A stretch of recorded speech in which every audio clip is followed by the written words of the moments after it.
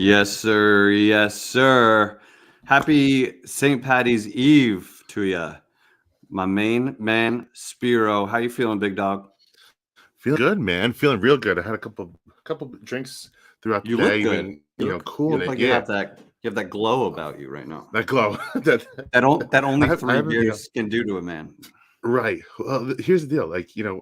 Got the new kid, so I haven't been able to drink as much as I typically do. So I'm working my way back into it. Got a big weekend this weekend with March Madness. We got St. Patty's that leads it off. And we're starting up today. I Feels feel good. good about it. Yeah, Jeff, how you feeling? How's your I feel pre great. St. Patty's Day First going? off, we are without our fearless leader, Eli Oh, Rax, I know. right? So I I feel love like you, I got to Eli. say on his behalf, Spiro, spee if you nasty, which is like the If coolest you thing nasty, that Eli's if come you, up with. I just love it. I just love it so much. it's beautiful. It's It's just beautiful. great. But It gets us into the mood. he's just so good at it, and that's I why know. I he's our know. leader. That's why he's the man. It's facts. But I feel good because I really love St. Patty's, and I'm willing to talk about St. Patty's as much as you'd like. I like that we're both Dude, festive tonight. We didn't even talk about that. We just did no, it. no. We just brought our game to that level. I We like that. we see eye to eye. I'm not Irish, but I feel Irish. I always feel Irish, That's the thing. and Everyone's Irish tonight. yeah, everybody's Irish today. And Everyone's it Irish. just I've celebrated this holiday like it's one of my favorite holidays of the year. I gotta be honest, especially back in the day, man. But I'm getting older, but doesn't mean the whiskey tastes any different. It tastes just as good, man. You know what? I used to be a big whiskey guy, and then it just started to hurt more and more. And what Oh I yeah, learned is that if you have a couple beers and like a shot, you're okay. You could get by. You could right. survive that. You'll be a human being the next day. But if you Agreed. have a whiskey night, good God, ugh, not for Rough, me. bro. Not for me anymore. The dark Um, liquors are tough. Dark liquors. Hey Tony, how you doing? Thank you for joining. I think TK is ready. Here we go, baby. Looks Yes, like let's TK's go. break out the Celtic. Celtic Crossing is this really, really rare, unique drink. It's like a sweet Irish liqueur, and it's Ooh, real big in my family. Somebody brought it. The most Italian person we know brought it around as like a gift for the Irish people, oh, and smart. and he had no idea what he was doing. It became this legendary bottle that we would just pass around at Oh parties. God. When you open it, you throw the cap. Yes, of course. That's the rule, and the Makes bottle sense. gets passed around until it's done, and it's like real sweet. It's real God, see, good. those were the days, man, where you do crazy shit like that. And I it got, bangs you up. Oh yeah, yeah, I'm man. sure. I'm sure, man. But any plans for St. Patty's tomorrow? You got anything special on the dock? Yeah, I'm gonna work all day like a schmuck. Oh God, And I don't even have should be a half anything. day for everybody, man. It Right? should be, Mhm. especially the Irish. I'm just gonna have a Right. Guinness at my desk all I day respect tomorrow that. and just see who Ooh, look at says it. no. Be He's like, ready, ready. I didn't get my Guinness yet, and I'm ashamed of myself, but I'm stocking up tomorrow. so I'm stocking up. I attempted to make a black and tan to get fancy for the show, Ooh, right? yeah. I had two of my favorites here. The young people won't Good. know what I'm talking No, about. no. Um, but Just tell him what it's all about. well, it's beautiful when it's done right. You throw a half a Yingling down, or like your favorite ale, and then Yeah, some, half a Guinness on top, and it's supposed to make this a beautiful scientific experiment where yeah. somehow the Guinness sits on top, and it's amber, and it's black, and it's freaking delicious, and Yeah, it it is. tastes like home. Not to It, sound like a raging alcoholic, but it tastes like home a little bit. dude, I when you do it right, it looks fantastic. Yeah, Right now, you got just a big darkness in your glass, but so, you know what? but That works the, too. the thought process was there, and I like it. I like The it. effort was there. My head was in the right spot. So we're Exactly. we're a couple days into Giants free agency. Yes, we are. I want to get your take on how you're feeling so far. Some of the moves you make, and maybe some of the reactions we're seeing from Giants fans, because Yeah. um, some of them are absurd. Um, Yes, but there shouldn't be any overreactions to anything that's happened so far, because I agree. nothing has been crazy. Um, we beefed up the O line, right? Yes, Got a couple pieces yes, on the O line. yes. Huge. Tyrod Not Taylor, which we'll huge, but definitely talk about. The one thing that like kind of was the CJ Board, and like maybe he doesn't even make the active roster. I'm so anti this guy. yeah. He brings up some bad vibes for you. It feels like. Is that It what it just is? ha- because he's not a significant player. If you're adding him for his special teams contributions, then show me something good he's done on special teams. That's my problem. Well, he just looks like a guy. I've never seen him look dangerous like for a second. Yeah, I think what it is with him is he could do a lot of things on special teams, which is he's like a jack of all trades and a master of none. So you could stick him anywhere. He's good. Gunners. How many times do you know watch what a gunner's doing on the side? On the punt. Not often. You stick him out there. He could return in some kicks. He could really just do a lot of things for you. And I think that's what his allure is. But let me ask you something. Yeah. Is a gunner that valuable that you would sign him this early in free agency versus, getting a speedy wide receiver that you can teach to be fast and be a gunner? I hear you. The thing with him is I think a lot of the people in the front office know what he is already. So they gave him a leg up. So right now I think he's just a camp body. So I wouldn't think look too much into it. I think he's just a camp body. Let's not put too much effort into CJ Board. I know it got you riled up, but I'm not going to let it ruin my night or anything. Let's not let it ruin your night. Let's talk about the additions on the offensive line, because that's really and our backup quarterback too. They made low key big important moves that were all low key though. And that's really what's going to be the whole offseason is going to be low key because we can't do anything high key. We can't do it. Our boy Dave Getty from the block with his FUPA got us all messed up with the salary cap this year. And what we're gonna have to do is just smart. Did you say FUPA? I'm sorry. Oh yeah, you FUPA, baby. Oh, you missed that? You missed that? Yeah, you got it. It just like I should have just caught it, but it breezed by me, and then I'm like, I'm gonna miss that FUPA out there, man. The big, just right below the belly, and above the groin. It's just that special area. Hey. Let's talk about tonight. So if you go to the chat section in YouTube, I added a StreamYard link. So that StreamYard link is there. For anybody that wants to join, feel free to click on that link, and one by one, depending on how many people we got, we'll determine how long we can hang out and stuff like that. He was big on the father front, but I get it. It makes sense. But we had a competition too. We were trying to beef up New York Revival, get us to 1,000 followers, and the winner of our contest was Sergeant Mayhem, and he's with us right now. So let's talk to the man, the myth, the legend, Sarge. Yes. What's going on? You hear us? Sarge, can you hear us? Are you there, Sarge? Sarge. I think no audio, Sarge. Kind of hears. You hear us, Sarge? You hear us? Having technical difficulties. Okay. I'm having problems with my earbuds. Can you guys hear me? Okay. We can hear you. Yes. Cool. So I'm not coming through my earbuds. I'm just coming through my phone. It's all good, man. Okay. It's good to have you on. Yeah, man. Okay, there he is. Now we congrats on being the winner of this illustrious prize that you're going to get in a couple of weeks, maybe. So about that. Oh, we lost him. No. I want to say this is off to a very good start. Riveting stuff. Hey, wait. Did he set us up for that incredible exit right there? I know. He's like, about that. And he's not. God. Irish. You know what? He Irish exited. I see what he did there. Hey, that was the same. How about my man over here, SC alumni 2002. If you've seen a leprechaun, say hey. Is one of the best viral videos of all time. I don't know if you've seen this before, Jeff. No, I should have had it. I should have had it drawn up for today. We're gonna have to get this a link over here. Hey, SC alumni, if you got the link, put it up here because it's one of the funniest viral videos, and we do it every St. Patty's Day. If you've seen a leprechaun, say hey. Everybody, check that out. Google it. You'll crack up. Do you know this alumni guy, or no? I don't. But I love that he brought this up. This is great. All right, so we got Sergeant back. But reminder: anybody that wants to jump in, the link is the first comment up above in the YouTube.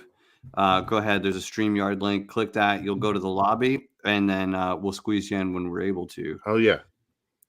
Let's see. I think should we give Sargent one more shot here? Come on. I don't know. He looks sideways. I'm a little scared. I know. Let's see.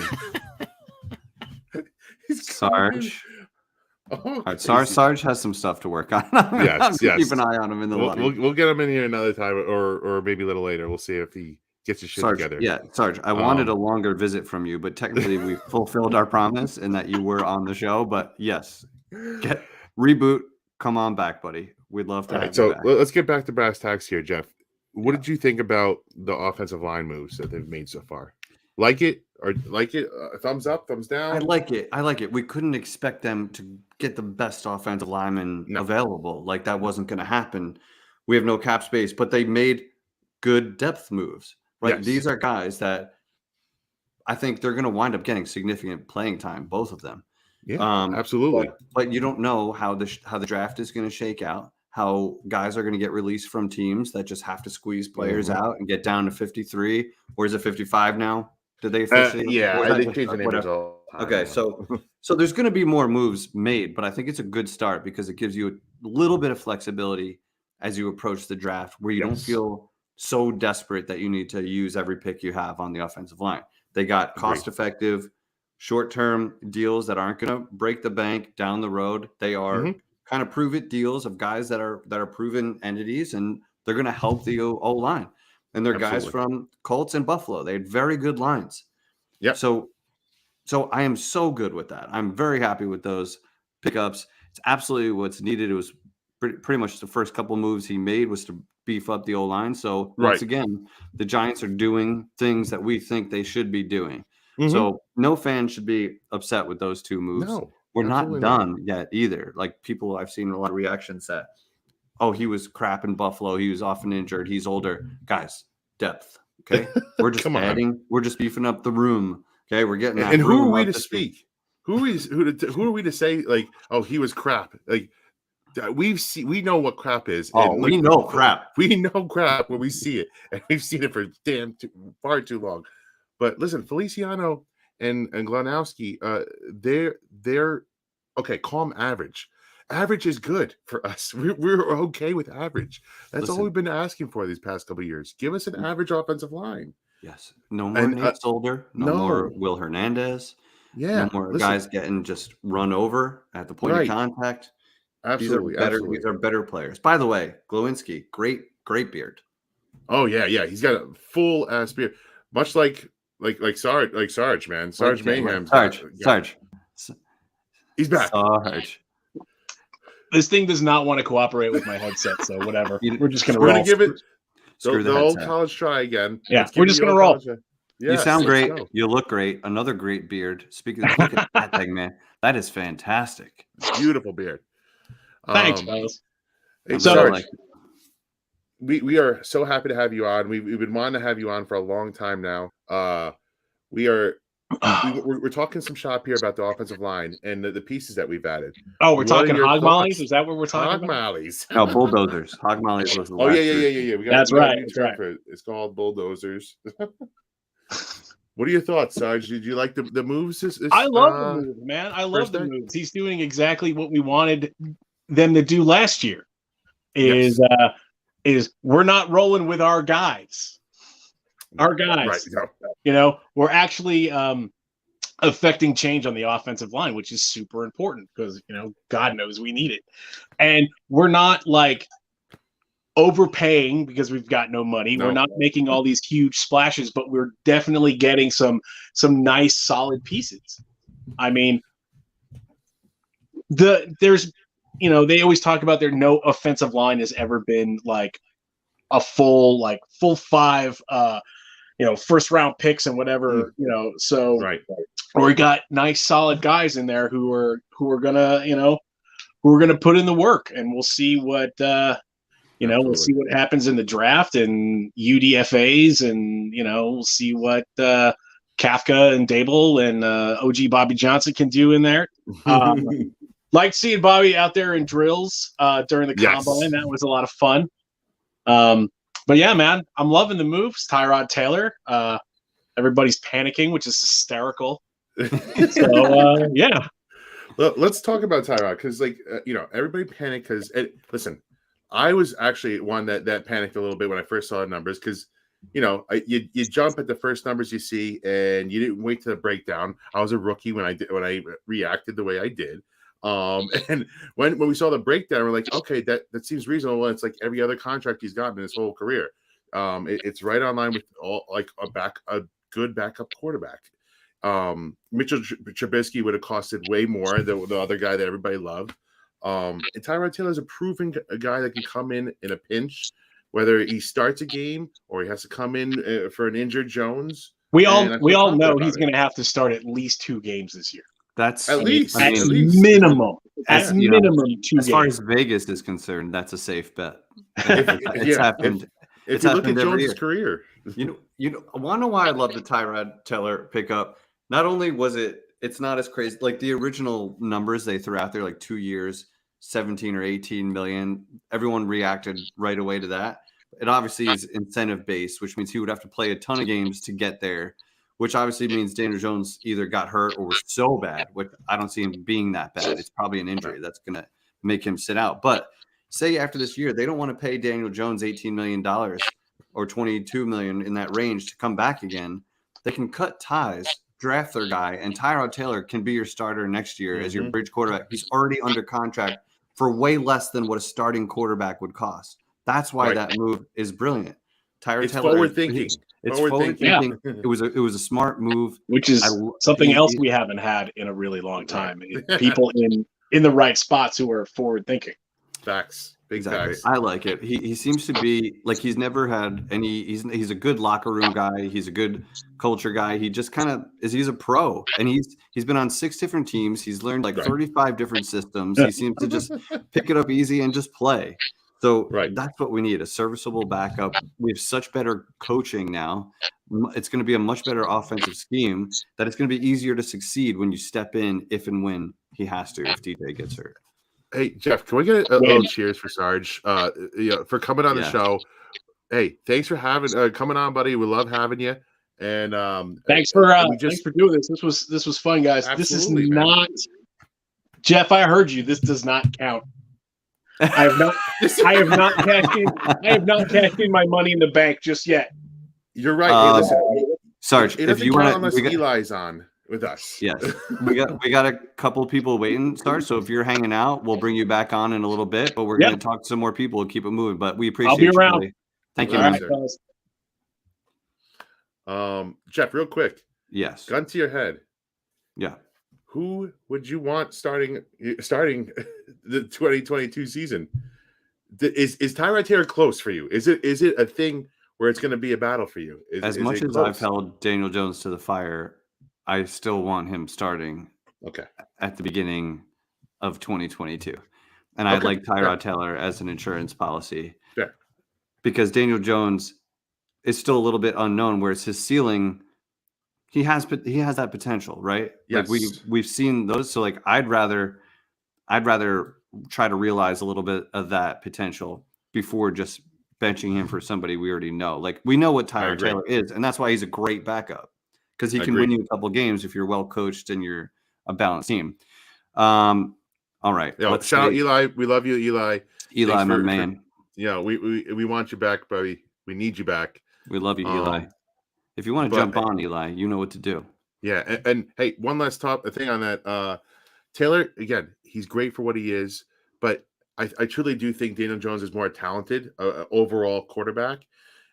His consistency is what's missing, and I think Tyrod Taylor has got a little bit, maybe could be more consistent. We won't know, but we get to see Daniel Jones in a competent system with hopefully a competent offensive line, and then we'll go from there. We'll go from there. But I worry that Daniel Jones might secretly be a stoner, and with the way he sits in the pocket, just completely oblivious of pass rushers. So oblivious. Okay, so let's see. We got a couple people in the lobby here. I do want to see J-Dub.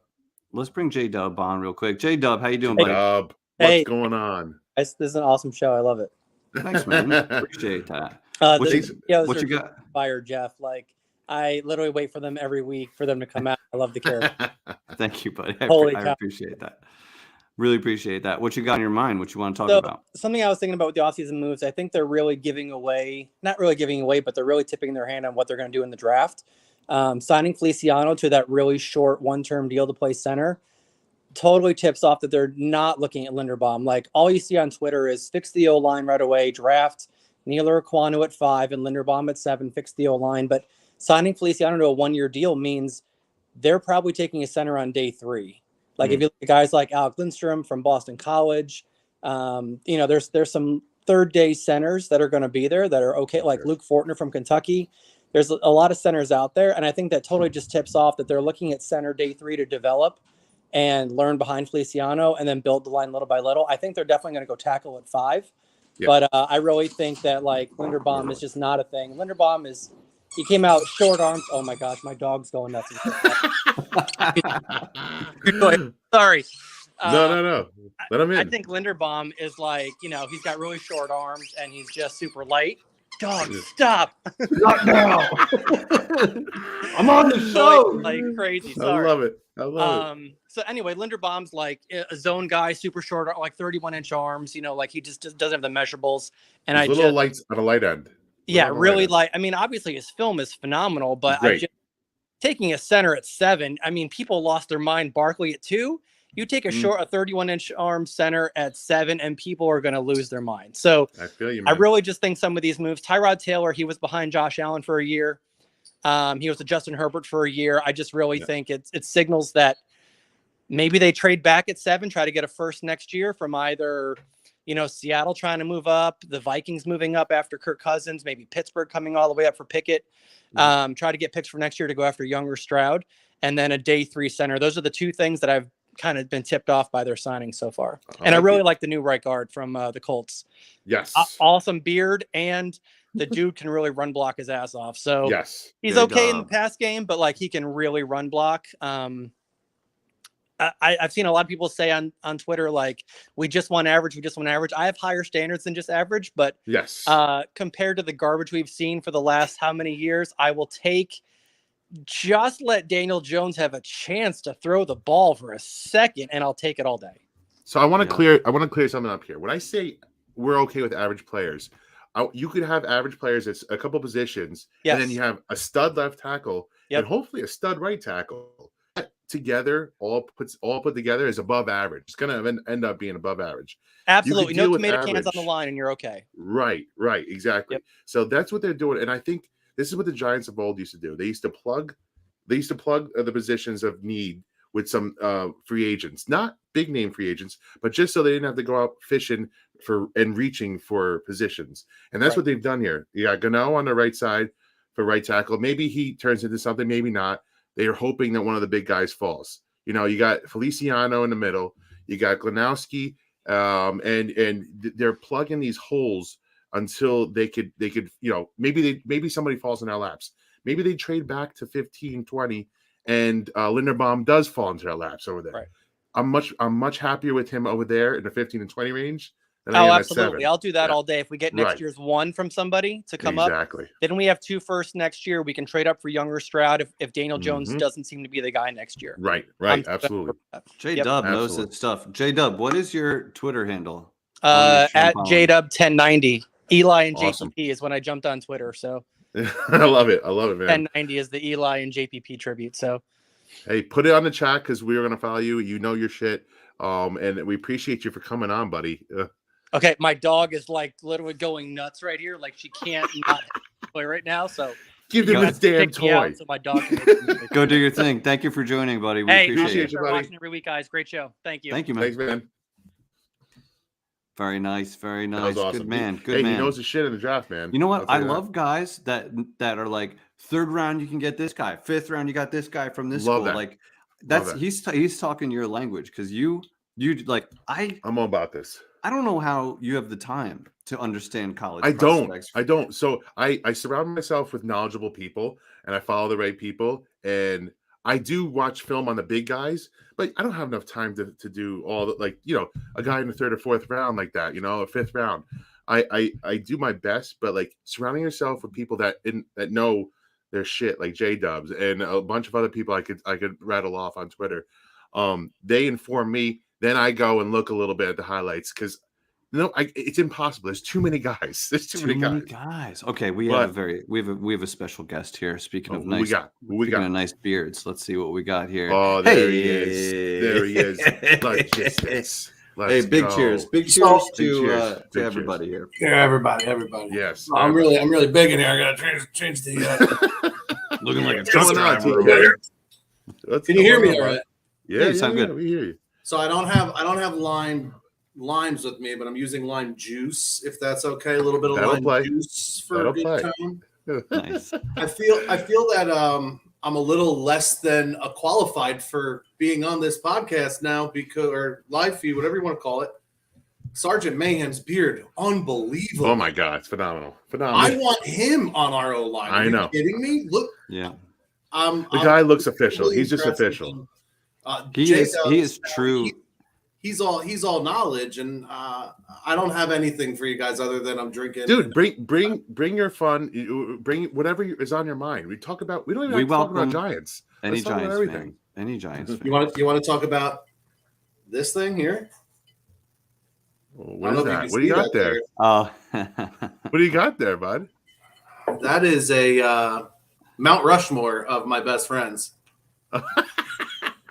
It's true. I have one over my desk. I gotta see this. Oh, I seen it. Yes, is that you all the way to the left?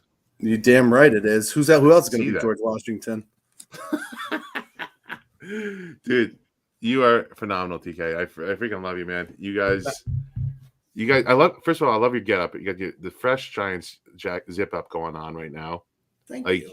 And look, me and Jeff are festive with our green, so we wish you to jumped in and threw some leprechaun juice or somewhere, but the lime juice will do. What the hell is this? This is not leprechaun juice, man. Are you kidding me? What the hell is leprechaun juice? Oh, you don't know. If you don't know what it is, you can't afford it. Lime juice. That's amazing, dude. Yeah, so we're having some drinks, having some fun. Glad you joined us, man. Do you have anything else on your mind? What's going on? I do. I want to say that I did not expect us to be this actually active in free agency. I was expecting us to be a little more quiet. I was expecting at least an O-lineman, and a small signing, but two guys coming in that are clear upgrades to what we have. I mean, pleasantly surprised. It sounds like you're pleasantly surprised. I am. Yes. I feel like for the first time I can say my GM knows what he's doing, and I trust him. It's a nice thing, right? It's nice. It's a nice change of pace. It's a nice change of pace for us. It's a good feeling to be a Giants fan for a little bit. Yeah, and we still have Nick Gates.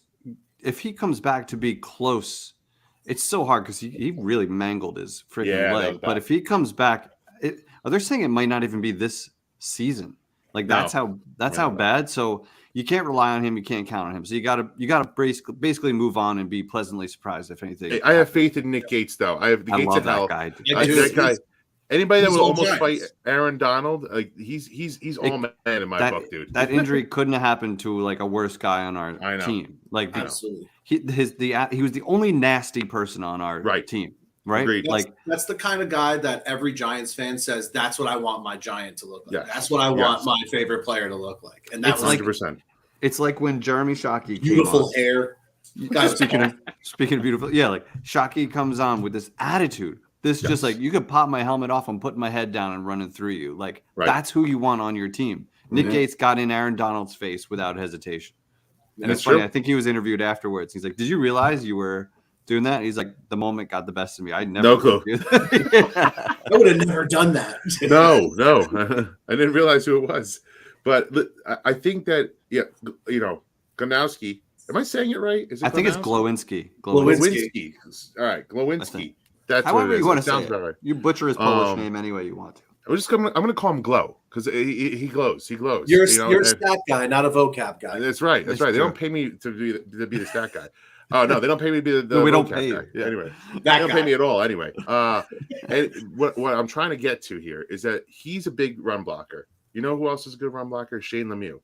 Shane Lemieux is still coming back here, and he could learn from Glow, and I think we'll get better as he goes on from this. He's a good vet. flow, and he's gonna take Shane under his wing, and now we have some depth there. So it feels good, and I'm looking forward to having a competent offensive line for once. It seems like we're headed that way. TK, hang out with us as long as you'd like. Hang on, I want to see if our brother Eli can jump in here. Eli, you're muted at the moment, but can you hear us, buddy? Am I the 100th caller? I think I won. I think I won. I think I won. I'm the 100th caller. I love you guys. TK, I love you, man. I love you. I love you guys. You win this nice Giants football. Oh man, I'd like to thank my mom.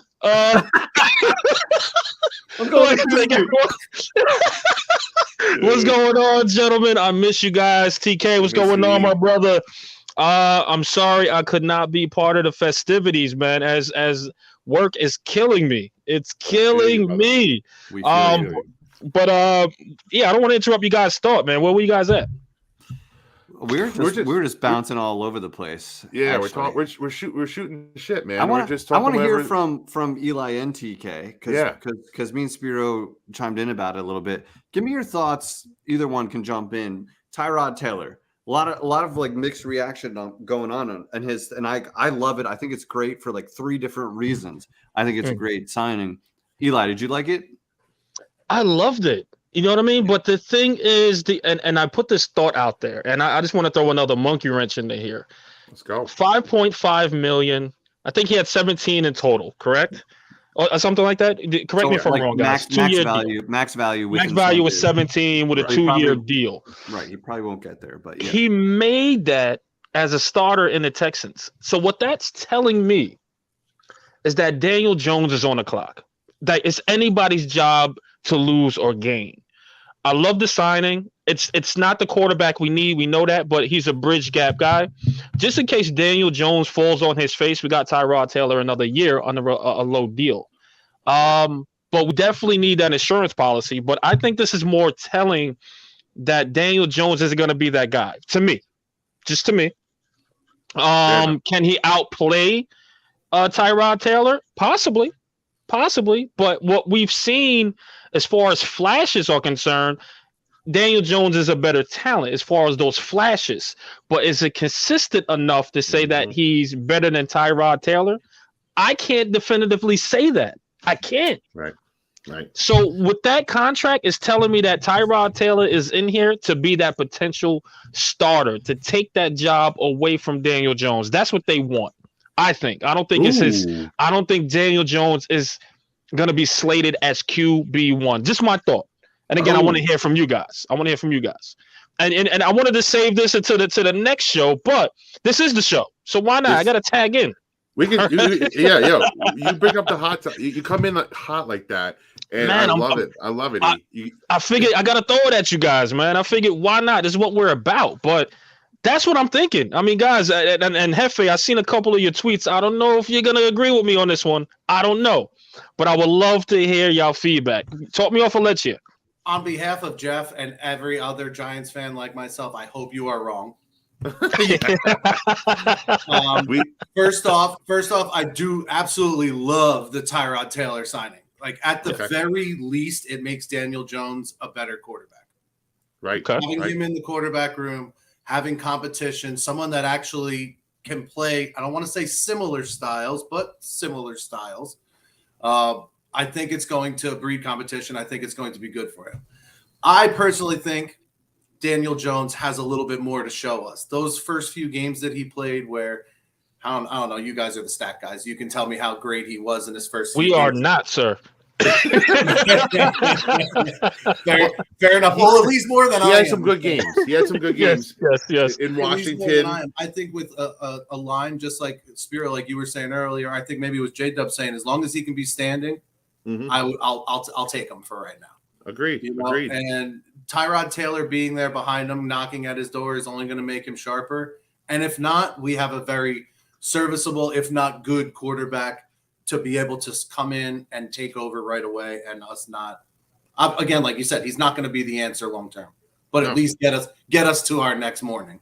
He's a journeyman. He's been an NFL journeyman. He seems comfortable in that space. Like, by the time he's all said and done, he will have made $40-50 million as a backup quarterback. and that's a damn good gig. So like I think he's comfortable in this spot. He knows he's a mentor. He's 34, I think. Like he's been in enough systems. He knows the drill. Like he's just a pro. So he's coming in as a bridge. And they're giving Daniel Jones a shot because there is that chance that he has that upside to become something. But Daniel Jones, like last year, to be given that red carpet last year with the way he's performed up to that point, I thought was ridiculous. To have Glennon, who was just the least threatening backup of all time. Like we said all last offseason, that's a joke. There's got to be somebody # better than Glennon. And like I we really stick my neck out for him. Well played. But I think they're gonna start with DJ. They're definitely gonna start with DJ and see how far he can go. If the history is any indication, he's gonna miss time at some point, and Tyrod Taylor is gonna step in, and I think we're gonna have a different flavor to the offense because this guy has seen every blitz, he has seen every coverage, he has seen everything already. Daniel Jones has still not proven that he consistently can read defenses and find the receiver without staring them down. Tyrod Taylor's seen it all already. So, like, this is an actual backup. I thought it was a great investment, and he might matter more next year than this year if Daniel Jones has like an average year. And let me say this too. Shoot Jeff some bail here before everybody gets in the comments and start going crazy as far as Twitter, etc. is concerned. He's not saying Tyrod Taylor is elite. I don't think any of us is saying that. I'm just saying that he has that potential that he can take Daniel Jones's job away from him. Again, that red carpet treatment, Mike Glennon wasn't doing a damn thing. You know what I mean? Let's be honest. You know, but now I think we actually have someone that can potentially take, because Tyrod Taylor was a starter. He was a starter. He knows what it takes to get there. So I think this is the best competition Daniel Jones has ever had. And I really think, and I really do think he can take that QB1 if he shows and plays hard. I think so. Do you think he can take it? Do you think he can take it by week 1? Is that what you're saying? I don't want to put any timetable on it. I think. I mean, listen, we want to see what Daniel Jones can do, right? We want to see him go out there. But if he stinks up the joint by week 1, week 2, or if his neck isn't where it needs to be, then you're going to see Tyrod Taylor out there. I don't know if he's going to win any games. Let me ask you guys this. If you put Tyrod Taylor in last year's offense, how do you think he would have performed? Better? Same as DJ? I think the same. Worse? I really think that he could have won us some games because our second and third string quarterback was just guys off the street. A UPS package guy could have came in and did a better job. Yeah, no, I hear you. He's definitely better than Mike Glennon, Jake Fromm. That I have no doubts about. Oh, as far as scheme? No, like if he was in the same scheme with the same bad offensive line, same bad targets that Daniel Jones had, I don't think there's going to be much of a difference as well. As what I'm trying. He would have done the same or slightly better. Absolutely. So I'm looking forward to both of them starting at the same level, being the same good offense, having hopefully a same average to above average offensive line, and go from there. Because I don't think most of the stuff that we've seen out of DJ the past couple of years was bad play. When he's had a good situation, it's been bad situations, and he's not elevating past that bad situation. Now put him in a better spot, and hopefully he will also play better too. So I'm hoping that's the case. And Spiro, I'm sorry to interrupt. I might have some breaking news for you. Yes, I wanted to say this. Yes, Ricky Seals-Jones. I love it. It's again, this is the theme for the whole offseason. These are low key guys, but Ricky Seals-Jones has got some talent, and he's always been, a tight end 2 in most of the teams that he's been on. Say what you will about that. Why hasn't he taken that next step? But he's a guy that's got some serious height. I like his talent, and it's a good signing. I got to see the numbers. Now, let me say, Speed, would you think it'd be reminiscent to a Martellus Bennett, how Martellus Bennett was a 2 and became a 1? I think that's a great signing, man. I think he can be that guy to come in there and fill those shoes in that position. You may be right. I'll let you elaborate a little more on that, Speed. I'm sorry, I mean to take your thought. No. It's a great comparison. I don't know if he's got quite talent as him, but he's got that same height. He can go up and get the ball. Right. We saw he caught that game-winning touchdown against us week 2. I think he's got some serious talent. You can flank him out wide. He's got some wide receiver skills. Is he the blocker? I don't know. I gotta read up more. Yeah, I gotta read more about that. But I think I like the signing, man. I like the signing, and they need to make these kind of like a sign like that and now they can go draft their another tight end that they can groom underneath Cecile Jones. Give him a show me a deal, and let's rock with it. Yo, authentic. Authentic. Authentic. See, authentic. I knew it. Authentic was going to come in and save the day here. But I knew that was going to. But go ahead. I'm sorry. My bad. But it's good. What's good, Authentic? No, you guys got it. You guys Authentic. If you want to jump in, the StreamYard link is above. That goes for anybody. We're going to try and keep the doors revolving here. If anybody wants to jump in, feel free. The StreamYard link is all the way at the top. It's starred. Authentic, I'm gonna need you. I'm gonna need you to come in here and talk about some Daniel Jones for me, man. I'm gonna need your opinion on this, man, on my thought process here. Authentic will hit you with some truth right in the face. Yes. Yeah. Do it. That's my guy. That's my guy. Why is he putting TK's metrics up here? Bro, I wish. Are you kidding? Close. Hey, Authentic, how's his blocking? I think it's pretty good. I think it's pretty decent. I wouldn't say decent. I think it's good actually. But for what I know, his blocking is pretty good. If you're that big, you better be able to block. You better be able to block. I think his blocking is good. If I can remember that I read up on him, his blocking is good. But if you could put that in the chat for me, Authentic, that would be great.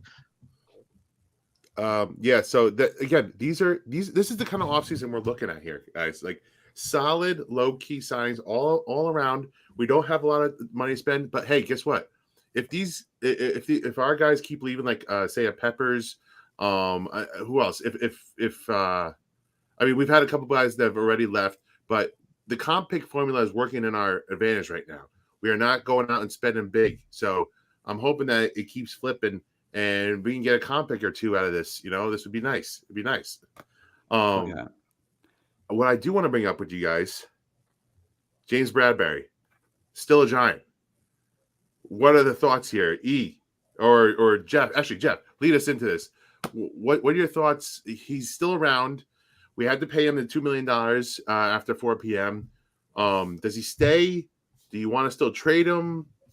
What's your thought process on this? I think he's valuable, and I think they weren't going to release him for nothing. I think they're still going to try to find a trade partner. He still has a lot of value. It's not easy to find a good cornerback one.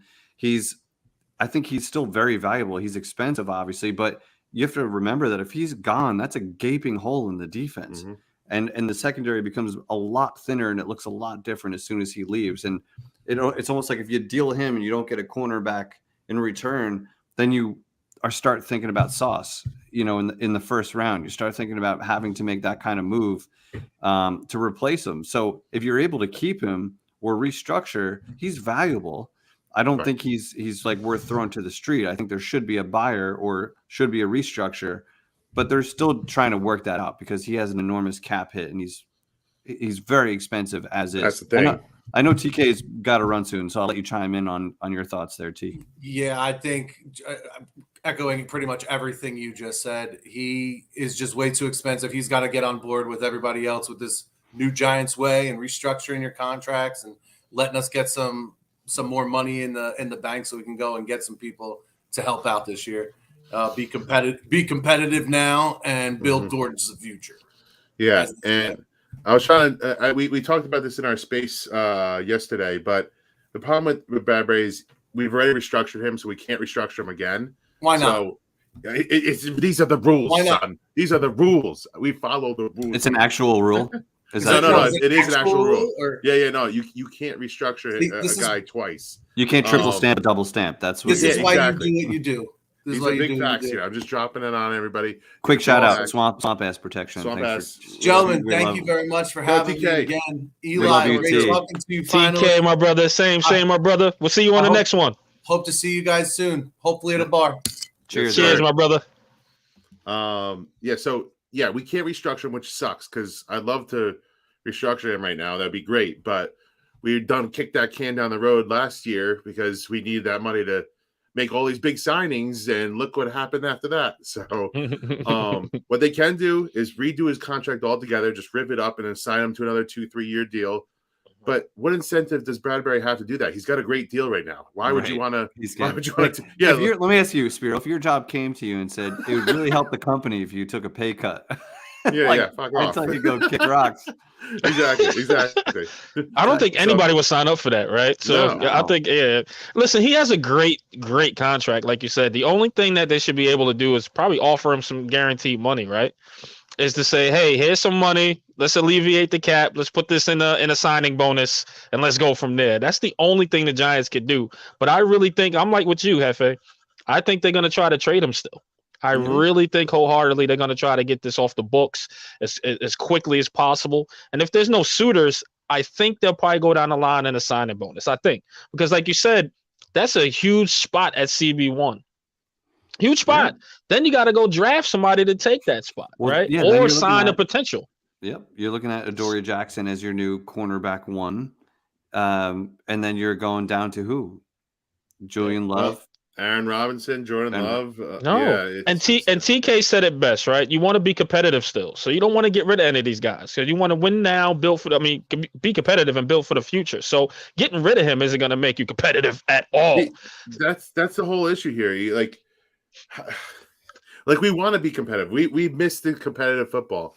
But what's really good for the Giants next year is to win 6 or less games and be in contention to get that top quarterback. That hurt my heart. That hurt my heart. And it hurt. I can't do this again. And I don't think they're gonna. I don't think they're gonna do that because I think this roster as currently constructed is a 5 to 6 win team. I do think that, and I think they were better than they were last year. What? You don't think they can do better in this division with I think much better coaching?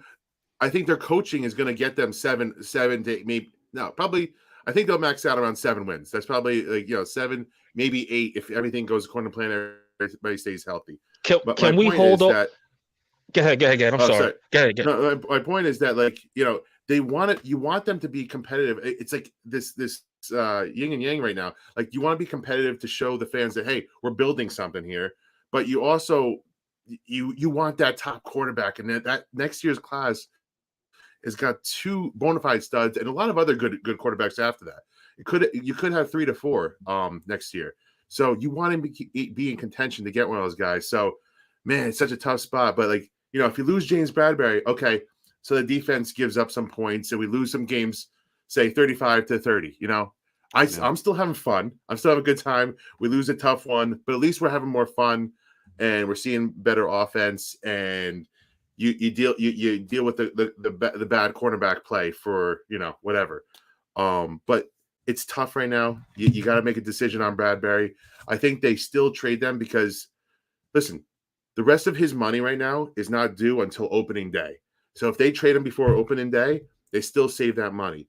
And I think they're watching the cornerback market go in free agency. Everybody's going, and whoever the loser is of the free agent market, they're going to need a CB1 at some point, or after the draft. You might need a CB1 at that point. If you can get a 3rd-round pick out of a needy team, then you hop on that. And I think that's what Shane is waiting for. He's waiting for somebody either to lose a cornerback in a workout, lose out in a free agent class or something. Someone's going to get needy for James Bradbury and hopefully give up a 3rd-round pick. He's valuable. He is valuable. He is. And I don't think they got what they needed, and Joe Shane wasn't going to bend over for it. So he's smart move. Hold your ace while you can, and let it play out. Right? Yes. Let it play out. This is a reminder. Totally agree. If anybody wants to jump in with us live, we're going to be here for a little bit longer. Feel free to hit that StreamYard link up above. It's the first comment. I started. I don't know if that did anything, so it may have pinned it. I don't know. Somebody else can tell me. But anyway, you might run it back. It's the first comment. If you scroll all the way up, you can hit that StreamYard link. You can jump in. Let us know what you're drinking and what you're thinking. It can be about anything. Can I give a quick shout out to my boys, Rutgers down here? Rutgers basketball. They're playing in a little bit. They have to win to get into the big tournament. It's a play-in game. I love the play-in games, man. It's everything beautiful. on the line. Everything on the line, and like they have to beat Notre Dame. So I'm rooting for my boys. As soon as we get off this, I'm just gonna keep boozing and root my boys on. Let's get in the freaking tournament. Speaking of, how about a cheers? How about a cheers? Cheers. Hey Eli, guess what? What's up, brother? Guess what, my brother? We had our contest winner in here. We're bringing him back. The sergeant's in the house. Sergeant Mayhem. Oh man! I figured no one else is jumping in, so I might as well jump. Hey, listen. We wanted to roll out the red carpet, etc. for you. So we'll take this and we'll have you on another one as well, if any. I keep talking about this, man. I want to be the fourth. Let's do Listen, guys, we'll be in the huddle. We'll be in the huddle for sure. Yes. But Sergeant Mayhem, thank you so much, man, for your continued support. Man, words can't describe our appreciation. How can I not? I love you guys. What a good. Listen, man. I wish I'm afraid to go. Oh, look at that! Oh, hey. There he is. Yeah, everybody's got a dog, man. I want to get my freaking dog. I'm dying over here. I haven't had a dog in about 10 years, 15 years, and I need that companionship with that dog again. You just had a baby, didn't you, Speak? You're right. It's different. Wait a little bit. Wait a little bit. That's true. Hey, Sarge, you want to? Do you have anything on your mind, or should we take a caller? And what do you can hang out with us Sarge? for a little bit. Let's take a caller. Jason, what's on your mind? You're on the show. What is happening, guys? How are you? Jason, what's going on, man? What's going on, Jason? Appreciate all the contact. Long time season ticket holder. First time checking in with you guys, but I follow your stuff on I love a long time first time. Love it all. Love it all. I don't know. I put in the chat. First of all, I was watching some hoops before I saw the the team cut Eric Flowers tonight. Commanders. It's Commanders. The Commanders. Are we Commandos? You want Eric Flowers for some O-line depth next season? You want to bring him back? Oh, good God, huh? Sorry. Oh. Dude, Eric Flowers. I couldn't help. I saw it on the ticker. I was like, come on. I know. Ooh, Speed and Hefe. I'll let you guys in Mayhem. I'll let you guys respond to that one. I mean, listen, Eric Flowers has surprisingly had a pretty decent year last year, and good for him. He revived his career a little bit as a guard. I wish the Giants would have tried him as a guard earlier. Probably would have, found him that he's way better a guard than he is a tackle. Yeah. I personally, I don't think you could bring him into New York again. Because mostly because of us. Clearly, us fans. It's not his fault, which is the thing. I did a little bit of a little research, guys, and from I would say right before 2000 up until now, so like the past 20 years, this team, our New York Football Giants, are grotesque as far as drafting and then developing offensive line talent. That feels accurate. Yeah. Agreed. Absolutely. There's literally only been 3 players who have made it past their rookie deal. Jesus Christ. Right. 3. That sounds about right. Offensive linemen. I'll send it to you guys later. It's you'll look at it and you'll just shake your head. There's got to be Snee on there, right? Snee is definitely on there, right? Yeah, and Deal? Snee, Deal, and who was the other one?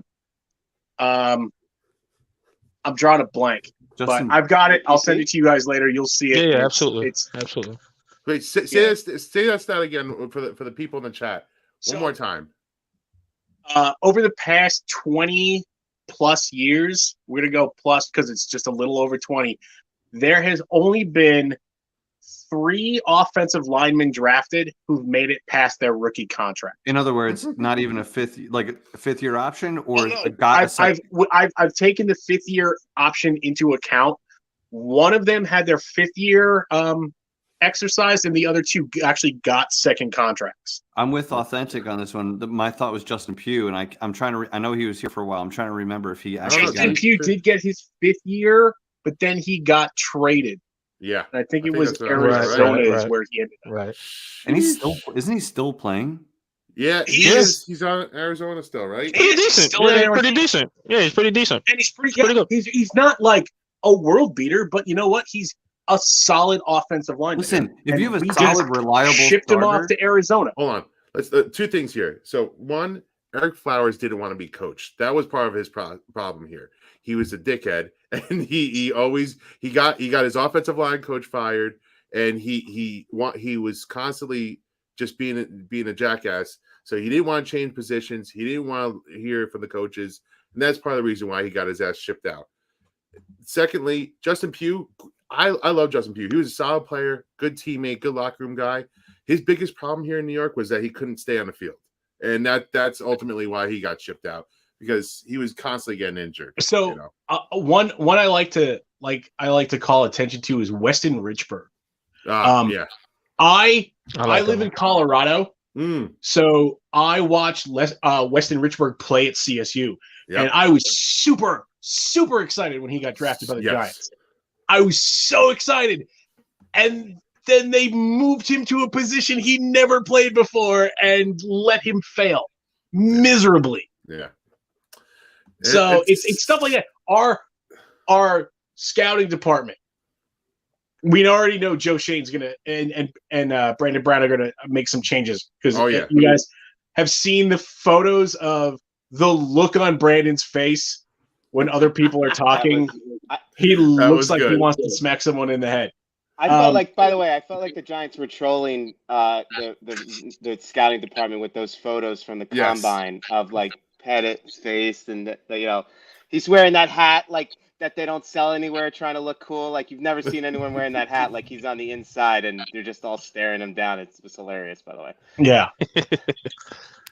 I do want to say a quick shout out to Authentic, who's out there on Twitter promoting the show. But if anybody doesn't follow Authentic, he's got a great channel with the beard. Awesome. They are real good, really good, buttoned up, really good show. Authentic, he's busy. He's got guys in the studio. He's a sound engineer. He's a content creator. He's just making moves.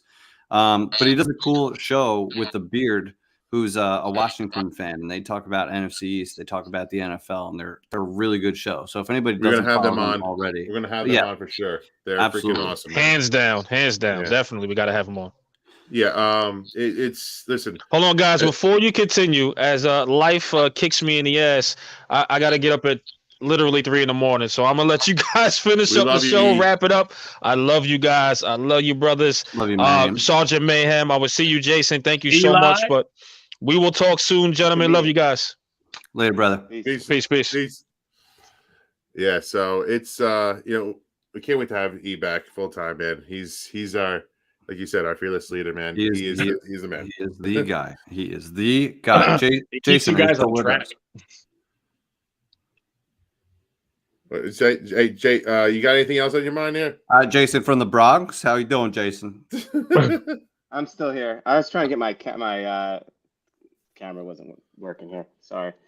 I'm not trying to hide out. You got it, brother. Authentic. Go ahead. I just want to know if you guys got anything else in your mind. I'm just gonna say I'm looking forward to following you guys in the off season. Looking forward to seeing the parking lot come September. Absolutely, and having some drinks in person with you fellas and talking about the. Were either of you guys, Sergeant or Jason, were you guys at FanFest this year? Like I said, man, I live in Colorado. That's a long trip for me. Good for you. I did not go to FanFest. I heard it was miserable. I'm glad I skipped it. It was like 1,000 degrees or something like that. It was hot as shit. It was hot as shit. The parking lot was epic. It was freaking awesome. Oh, the Giants' practice was concerning. Much like everything over the past couple of years. Isn't that like how it's gone? The tailgate is great, and then when you get into the stadium, it's a shit show. I'm pretty sure I heard Justin say something. Justin Pennick say that Justin and Bobby both said that Andrew Thomas looked horrible in the practice, which was hysterical. He looked horrible in the New England preseason game. And everybody lost their minds, and he played lights out the whole rest of the year on a bad foot again. He was a bright spot this year. That FanFest practice, I saw Daniel Jones throw a ball into the middle of the field directly to a defender. There wasn't a receiver without exaggeration, 12 yards in any direction. Were you getting Tom Brady Super Bowl 46 vibes on the first play? Yes, exactly. In the middle of nowhere. It was, and I got ripped apart for being concerned about that practice because it was the sloppiest shit I've ever seen. Like, nobody looked sharp. They were dropping everything. Nobody was running sharp. Like, it looked bad. And then Joe Judge gets on the microphone. Was like, "Yeah, we got some stuff to clean up. We'll be fine." Okay, Joe. We're gonna check the tape right there. Yeah, right. Exactly, right there. Exactly. We're gonna check the tape right there. They've had hit or misses. That event seemed like a good idea. I like when they used to have that holiday event when they were doing that, letting them go on the field. That was good stuff. It was a good time meeting all the people that you interact with on Twitter and you see on Twitter all the time. That was the best part of it. And then, like you said, Jeff, as soon as we got in the stadium, it was all downhill after that. It was, and I actually met Authentic that day and didn't even realize I met him. Like I sat next to him. I don't know if he remembers this, but we sat. It was like me, him, and Pest, and I was hanging out. He does. We talk about it all the time. Yeah. If I saw him now, I would have hugged him out. I would have given him a big bro hug. But I didn't know who I was. I was in the presence of greatness at the time. Now I know. That's the thing about it, man. We had COVID, and then the Giants have been bad for so long that we haven't been seeing each other as much as we wanted to. But now, hopefully things are turning. We get back to the stadium. I mean, me and Spiro both got little kids at home, but our goal is to get to at least 3 games, maybe including if there's a fan fest event, whatever. I want to get to that parking lot at least 3 times because, damn, it is a good time. And I didn't realize how connected the community really is. Like when we go there, you're getting hugs and high fives from Twitter handles. Guys, it's weird, right? We're all like, we're Giants online dating, and you get there, and all of a sudden you know these people, but you never met them. Like I asked like 5 people who were saying hi. I was like, I'm sorry, what's your Twitter handle? Yes, like, that's what you know. Who are you? And that's how you know people. I got a funny story for you guys. Is I am part of an international beard club. Believe it or not. I can't tell. Shocking. Hey, man, I'm short compared to some of these other dudes, right?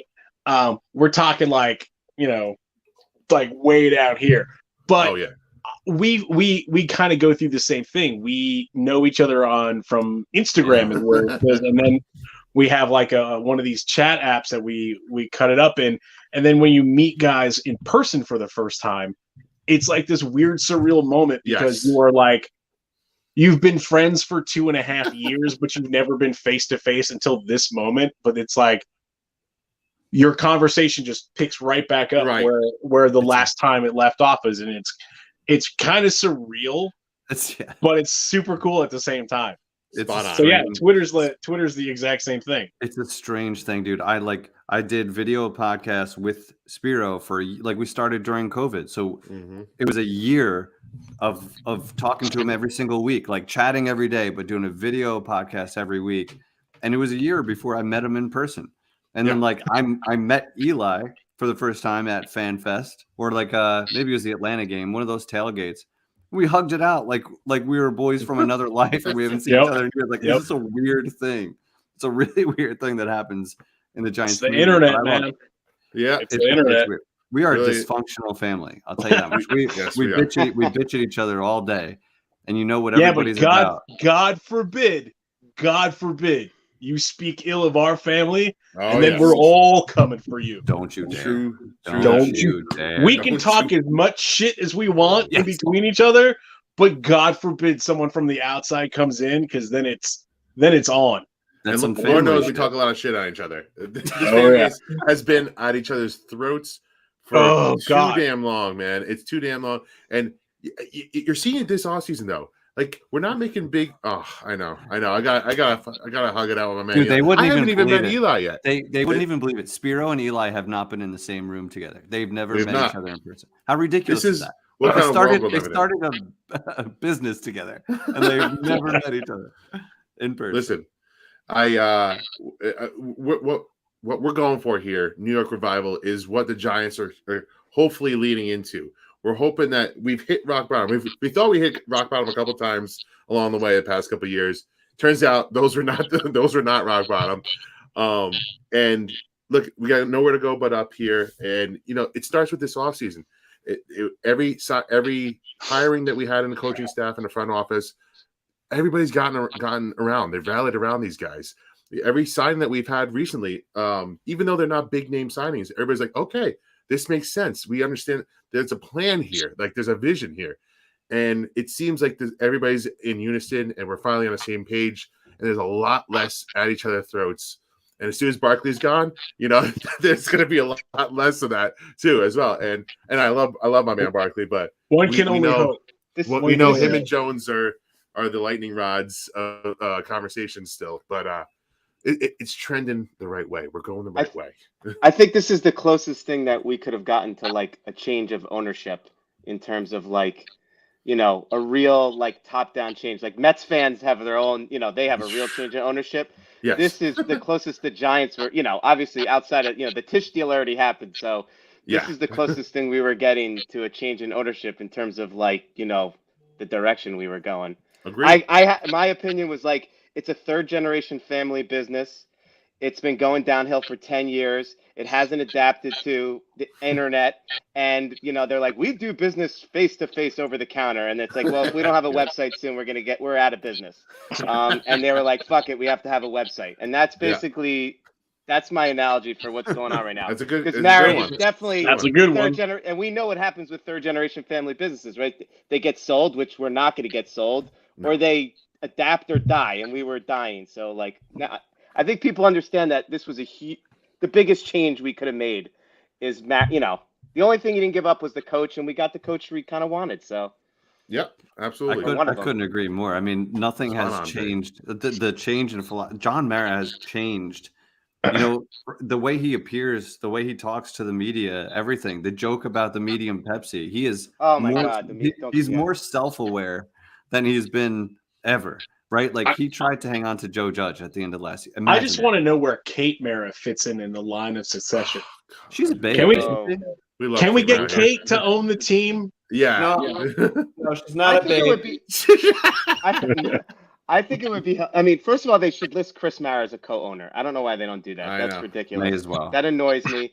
But this is a lot of the Tisch family too. Don't forget, you know, like they're very influential in the progressiveness of all of this, and they're just like, they probably realize like we own half this team. We have to like stand up a little bit more here. I think they were way too deferential the last 10 years.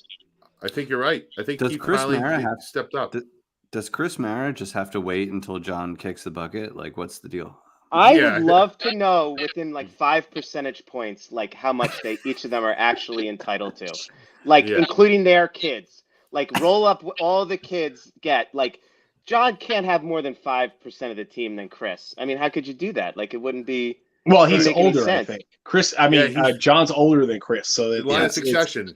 It pays. It's a I was here first, so I get more. It's Lion King, bro. You've seen Lion King. Yeah. Do you think so? I don't know. It just boggles my mind. Anyway, I love the team, and I can't wait to see where you guys. Are you guys normally? What lot do you? I usually go to most of the games, so you guys will tell me. I'll come over and I see will you guys when you go. Definitely be posting wherever we're gonna set up shop. Yeah, you know, I'm a D. Lot D is the bomb to get out of, man. Yes, Lot D.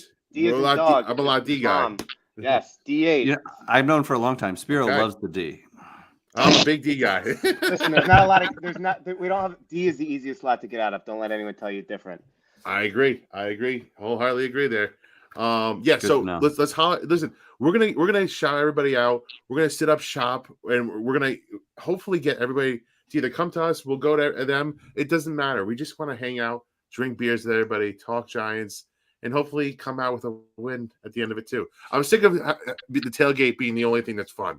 Let's get a win after that. I can agree with that. At least we got good weather this season. I was gonna say this season was better than last because the home game weather 2 years ago the year before COVID was the worst we've ever had.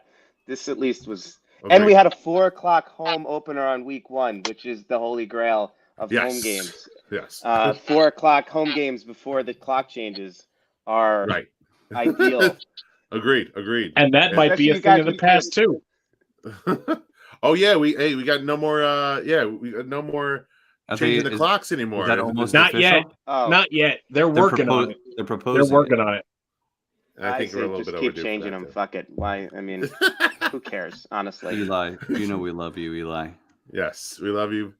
So I mean, I think what we're now looking forward to is we did some surprising day one work in free agency, which I was pretty shocked about. Now I think you're gonna want to fall back and just wait for the bargains to come in. You're gonna fill in, hopefully grab a cornerback. You know, they got a tight end, which was a hole. Maybe grab a couple of other spots that you were weak at. I don't even know at this point. Maybe a wide receiver Maybe they can get another wide receiver. I have to imagine Wink is going to be driving the bus on the defensive needs because he's going to know exactly what he wants to.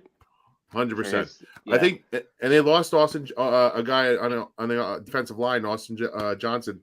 So they're gonna have to pick up somebody there. He was pretty good. He just got. I mean, he got paid. He got paid. Yeah. Am I the? I mean, I'm super optimistic for Lorenzo and Ojulari. I mean, I don't know. It's gonna be interesting. Well, so Lorenzo Carter is a free agent, so I would like him back. I guess. I like him back because he came on. I mean, the guy, everybody forgets he came off a freaking Achilles injury. Yeah. And everybody was expecting him to just hop right in and just put up like 10 sacks. And he finished the season with 6 sacks. So I do think that they might sign him back and on a cheap, because realistically, there's not a lot of people that are going to. I thought we had him under control. That's why I was so up on him, because he was coming off the injury. I didn't realize he was a free agent. I missed that one. Yeah. Hey, I don't think there's no huge demand for him. I think he flew completely under the radar because he's been so underwhelming. But like only Giants fans or diehard film watchers will see what he flashed, and like down the stretch, it was like, okay, this guy can make a difference. But that's right. Damn. But on good teams, guys like that do make a difference. On the good teams, that's the whole thing. I think it's fairly feasible for us to bring him back on a 1-year prove it deal. Yeah, absolutely. Like string together a full season of good games, dude, and then we'll give you the bag next year when we actually have the money for that. Right. And edge group of Ojulari, Carter, and Roach. Roach quietly played some good football last year as a rookie. What's his deal, by the way? He's still on a. He's still under his rookie contract. He's out. So it's as if we drafted him at this point. Exactly. Yes. Yeah. He was. That's a fucking. He got drafted by Pittsburgh, I think. Correct. And then we picked him up off their practice squad. He's a rookie. We've got him. He's locked. Good. That's for at least 4, if not 5 years. Hold on. Now Authentic. Is Authentic saying? Yeah. Authentic. Are you saying we might be good this year? Are you being sarcastic? The LOL threw me off. You gotta clarify this for me. I think the Giants are going to be one of those under the radar teams. I think we're going to be sneaky good. We're going to be sneaky good this year. Listen, I've said this every year on that, because I say that every year. Exactly. I know. I try to believe every year. No. Hold on. I'm not LPG, who's like, Giants are winning the Super Bowl. I know. No, every year. No. And God knows I love that dude. But you know what? Sneaky good, man. Sneaky I love LPG. good. I like you can't shake LPG's no. optimism. No, we you could can't, be down 25 not at ever. halftime with Jason Garrett as the coordinator. He's big. We got this, guys. We're coming back. Okay, so I'm with Authentic on this. Yeah, we're gearing up here. Let's go. Man. I'm completely with him. It's really about how they do it in this draft. Because if you hit a home run in this draft, that spurs on the rebuild. You get two really good, say 3 really good picks in the first 3 picks. That's 3 good starters that you're adding to the squad. It doesn't even matter where they are either. You can be safety, you can be linebacker, you can be offensive line, defensive line. You see my theme here is that we need talent everywhere. And if you add 3 good players to this team, you're adding it to call it a 4-win team, which I don't think they were a 4-win team last year. I think they were better than that. The coaching and the circumstances led to the 4 wins. We had a couple of bad mistakes. We were a couple of bad mistakes away from at least 6 wins. Yeah, if not more. Call it a 5 to 6 win team. You add talent to that, and you're in the 7 win range. So and that's to me what I want to see. I want to see a little progress. 7 wins is 8 wins. That'd be nice. If you had Tyrod Taylor as your backup, you could have maybe gotten to 8 or 9. I just want to see some fight. Yes, facts. Show me some fight. Fight. Let's get nasty. You want to get nuts? Let's get nuts. Fighting than the fighting Joe Judges. I want to be. No. I want a little mayhem on that field. We need a different word than fight, I think. I just love the mentality of the people we have on board now. You have the offensive coordinator from Buffalo. You have the passing game coordinator from Kansas City. You have such a different mentality. You have a young GM who is building teams for today's NFL. You compare that to what we've been used to the last few years. We were living in the Stone Age. No wonder we got our shit kicked in. We actually have a modern staff now, and they're going to build a website, dude. Yep. We're gonna build the team around that. And I'm just. I mean, it goes. There's. Sorry, Jeff. It goes farther back than just this recent regime or Gettleman. Like Tom Coughlin was old school. You know, like we were living in an old like Giants way for a decade. It's been a decade now. If you think about it, when you go through all that, Reese was around for a long time before he became the GM. We've been going through the same old thought process for a long time. Coughlin was definitely old school, but there was just such a balanced roster. Like there's just talent like at every level across. Agreed. He had a great roster. And Coughlin got results. That's the thing. It's a results-based business. This wasn't meant to be a knock on Tom Coughlin, but I know. We would never. We would never. We love TC. But what I'm talking about is that it's a change. It's a refreshing change right now. It feels new. It feels like we got the right bright young minds in the room for the first time in over a decade, and I feel great about it. It feels really freaking good. I'm excited to watch a modern offense like you guys keep talking about. Like that, the idea that we're going to be innovative, not doing the underneath handoff on 3rd down and 4 from shotgun.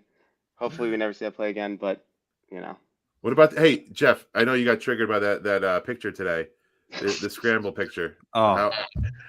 How that got you in the field? Correct me if I'm wrong, because I wanted to believe I was wrong when I was thinking about this. But 2nd down, we were like on the goal line, so we ran a QB sneak. We got a yard or two, and then we ran a QB sneak, right? Like that is happened. The ultimate surrender. We were a 4-10 football team. We were a 4-win football team. If Joe Judge, whether you're coaching for your life or your job is safe, you go for it either way. You're trying to get it. I'd rather you throw a pick 6 than do 2 QB sneaks and just roll over and die right there. That was the most gutless shit I've ever seen on a football field. Like, you may have sealed your fate with that decision. Yes. There were so many reasons. John Mayer was probably like, I tried, Judge. You left me no fucking choice. That is the most pussy shit I've ever seen. I gave you the keys to the car, Joe. Now that you just said that, I'm like, the play we really should have run there was one of our most effective plays was the fullback dive. Like, we ran that play pretty effectively all year. Like, just run that. We don't have any more fullbacks, though. We can't do that anymore. No, I know, but we did have like 4 of them. You know, we had a lot of them. But like by the formation, you left no chance that you were going to do anything except kneel on it, pretty much. Like, but how also is it that he basically thought he was so set in his job that he ran a play like that and it cost him his job? Like, it actually worked out in the long run for us. The 11-minute I think rant, that's accurate. Let's not forget I think that play cost him his job. That play, the rant, where everybody wants to come play for me, guys. God. Like they're lining up at the door. Even the guys making a lot more money on much better team. The golf clubs, all like he really wrote these like the scripts for me and these weekly videos. Yeah. He just gave me so much incredible material. But I'm gonna miss him on some levels. I think they got burned with Shermer and McAdoo because they were on the right track. Like, you do need to have an offensive head coach, because if you don't and you have a good offense, you're going to lose your coach. So Shermer should have gotten more time. Yeah, they were in the right.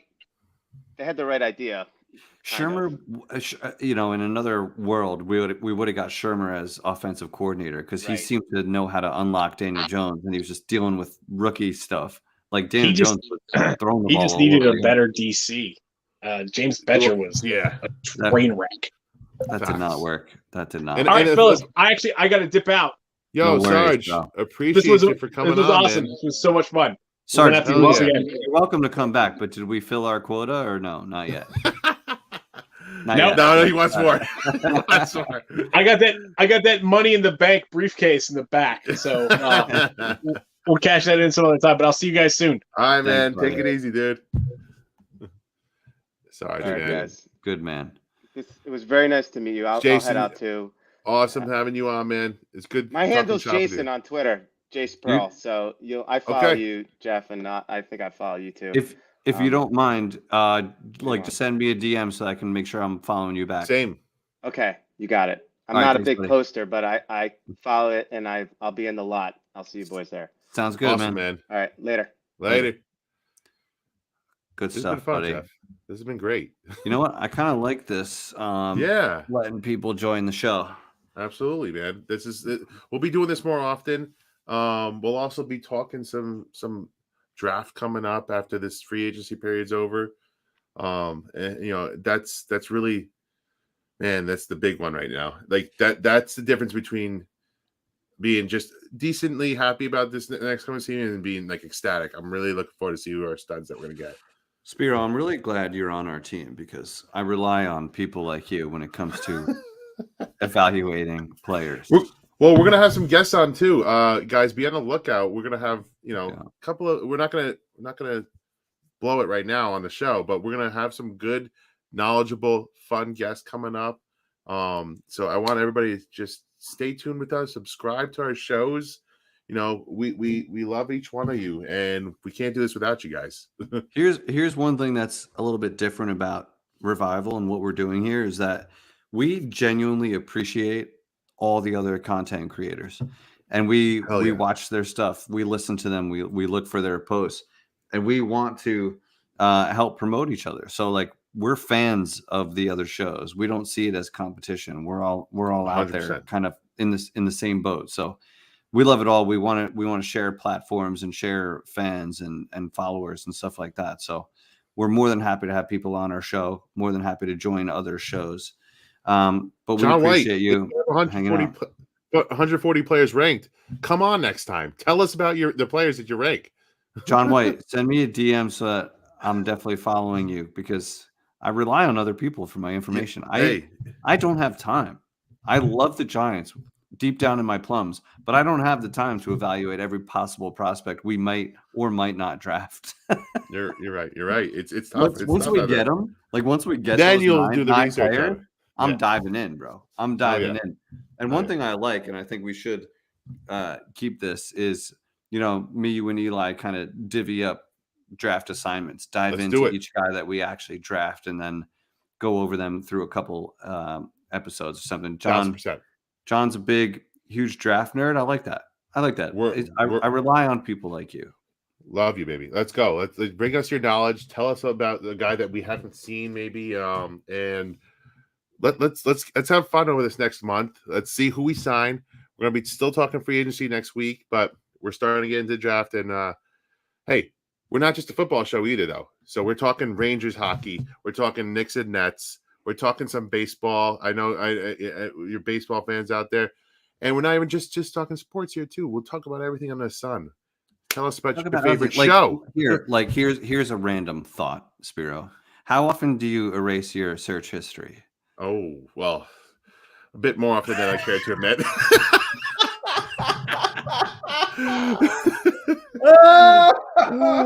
You know what? You just got to keep it clean and fresh. That's the way I look at it. Of course, keep it classy. You don't want it to overload, with the crazy, music sites that you go to or whatever whatever floats your boat. But yeah. How about you, Jeff? How's your browse history looking? Clean right now? I keep it clean, and that's all you need. That's all. They tans, but I keep them clean now. You can't find shit on me, bro. Good luck. Yo, we can't wait to have, hopefully we have Eli on next episode. We'll get back to the tripod here, but we love each and every one of you guys. We're going to get everybody on as much as possible. And we're definitely going to do this again because this was fun today. Dude, this was a lot of fun. I would like to do this again. It's clear we need to have Authentic back on the show. Yes. This guy. I'll be honest. I watch a lot of podcasts. Like I jump in and out of shows, but my man's got no skeletons in his closet. I don't believe him. I don't believe him. He's either single, he's just crazy and he has no fear whatsoever. Not possible. Maybe he's the master of his own domain. I don't know. Maybe I want to live that life. I want to live that life, man. And look, I don't live in fear, Authentic. That's not what I'm saying. No, I'm just saying why have certain conversations? Why have these conversations? One time, TK was in the chat before. He came over at my house one time, and this is a few years ago. But he goes on my computer, and my wife, now wife, she was my girlfriend at the time, is there, and 6 of our friends are around. He goes to go on YouTube, and he starts typing YOU, and something else pops up, and he's like, Jeff, what is this? And I'm like, yo, dick. Escape. Yeah, thanks for being my friend, man. I'm like, I don't know. Blow up your spot. All right, we'll have to get back at TK for that. And get back. Yeah, I need to go incognito. He's absolutely right. True. I don't know if that was a thing back then. This was a few years ago. Probably was a thing, but lesson Technology, learned. man. Lesson learned. Hey, big cheers. Happy St. Patty's to you and everybody in the chat, everybody watching later. We love all you. Have a Guinness. Just be Irish for a day. We don't have many days. This is a day for us. And Spiro, look at you. You're Greek and you're wearing green. You're having a beer with me. Let's go. That's what it's all about. Hey, and everybody, enjoy your first weekend of the NCAA tournament if you're a basketball fan. Mm-hmm. And listen, if you're a sports fan, you're watching it. Come on. Fill out your brackets, have a good time, throw a couple of shekels down on the games, and let's have a couple of drinks and just enjoy watching some fun basketball for the weekend. Last question for you, buddy. Do you have a lower seed sleeper that you think could actually make a run? Yeah, I mean, so it depends what you mean by lower seed, but as a Rutgers fan, I'm going pretty decently far. But UConn, number 5 seed, keep an eye on them. We'll do a decent run. Authentic. We appreciate you. Cheers, everybody. Go Rangers. Go Giants. Rangers. Go Shane. Keep building this thing, baby. We love it. And thanks, everybody, for joining. Take care. See you next week.